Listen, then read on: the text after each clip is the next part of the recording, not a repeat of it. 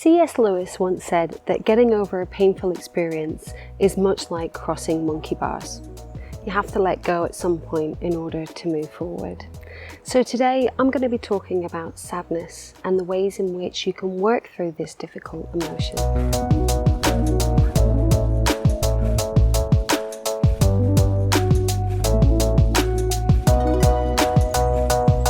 Hey everyone, so today I've decided to come outside, get a little bit of fresh air and talk about sadness, because inevitably it's something that we all go through at some point or another in our life, and it can be one of those emotions that really is tricky to deal with. In our society, we're often taught that sadness has to be pushed aside, that we need to pick ourselves up and brush ourselves off and get on with it. And in actual fact, when we don't deal with sadness, it can cause so many other issues for us later down the line.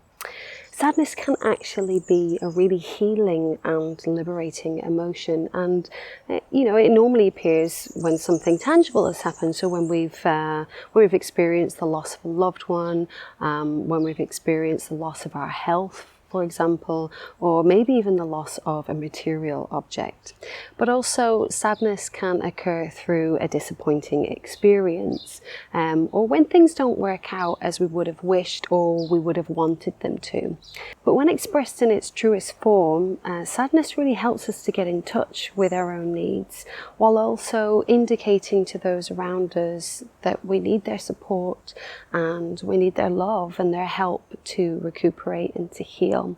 Now, what I mean by its truest form is that we are connected with the sadness as a primary emotion and not expressing the anger, guilt or frustration or any other emotion that can sometimes be experienced alongside the sadness. So what does the sadness show us? This emotion really shows us what it is that we value in life. As such, it can help us to give us a refined sense of identity. So being with sadness is really important if we're going to heal. We can't stop the brain from activating this emotion. However, we can manage the thoughts and feelings that can push sadness to spiral out of control, sometimes triggering or generating secondary emotions.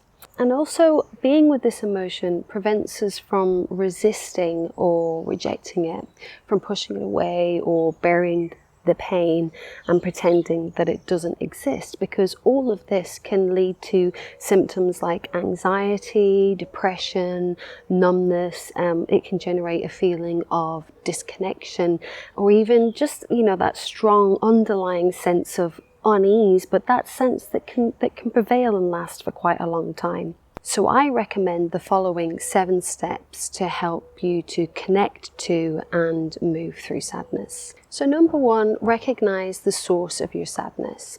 So sometimes the source of our sadness may be very, very obvious, like I said earlier, like the loss of a loved one or the loss of our own physical health. And other times it may be something more subtle. So try to bring to mind the event that triggered the sense of sadness and see what thoughts come up. Often in how we think about the pain is the answer to why we are suffering. For example, if you didn't get the job that you've been pining after, your thoughts may be something like, I really wanted that job, it would have meant so much to me, it would have changed my life in many ways. And this is a feeling of disappointment, and this is the actual source of your suffering. Number 2, ask yourself if the sadness is justified. When you have looked at the source of your sadness, does it show up as clinging to something, not wanting to let go? Try to explore this clinging from a non-judgmental stance and see if you are feeding it with thoughts that are not based on reality. So going back to the job interview example, maybe you're telling yourself that you are not good enough, that you will never get the job of your dreams, that you will never be happy. And in this case, it could be these critical thoughts that are the source of your sadness more than the actual disappointment of not getting the job in itself. Number 3, validate how you feel. Bring awareness to how sadness feels viscerally within the body. And in doing this, we can appreciate the expressive nature of this emotion and recognize it as an emotion and not as who we are. So permitting yourself to feel the sadness brings us closer to accepting the reality of what has happened and what is causing us pain. Number 4, practice acceptance. So acceptance helps us to communicate our needs as well as being able to comfort our own sadness. When we try to resist or reject an emotion, secondary emotions can take its place, like shame, anger, or resentment.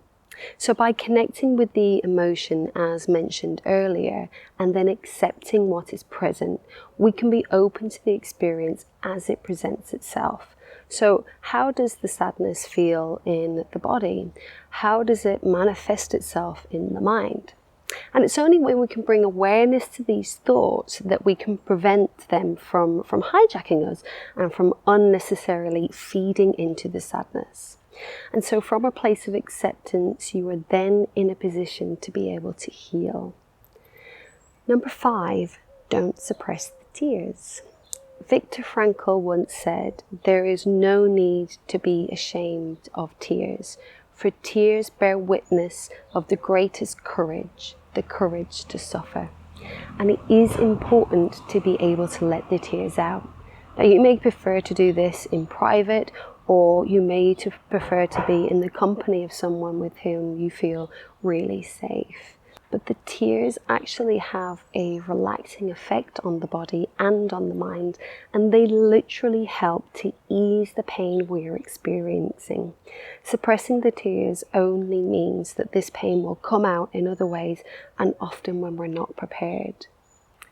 Number 6, engage in self-compassion. Self-compassion is one of the best ways that we can self-soothe in times of suffering. And acknowledging your own feelings in this way, you allow yourself that same kindness that you would extend to a dear friend. So in coming close to the sadness with this intention of self-soothing, there is the gentle knowingness that this pain will not last forever. And that takes me to number 7, to find meaning in your suffering. Temporary pain can alter our perspective and stimulate us to appreciate the things that alleviate our suffering and those things that can make life more pleasant. So in this respect, moments of sadness can really support a renewed sense of meaning from life. Experiencing sadness also helps us to know what we really want, and listening to ourselves, we're able to take decision. So it does take courage to deal with this emotion, and in doing so, we increase our ability to handle other challenges in life. Sadness requires calm and quietness, and it goes in contrast to the activation by stress or hurriedness. And furthermore, being in a state of busyness is an actual indication that you may be trying to push away the sadness. This is one of those emotions that you have to be with. You need to give yourself that space and allow yourself just a moment of quietness. On the Miba Method's website, you'll find a practice that can support you in working through this emotion. So I'll post the link for that in the description box. I hope you've enjoyed this video and that you found it useful. And if you need to reach out or if you have any comments or questions, then please do share in the comments box below.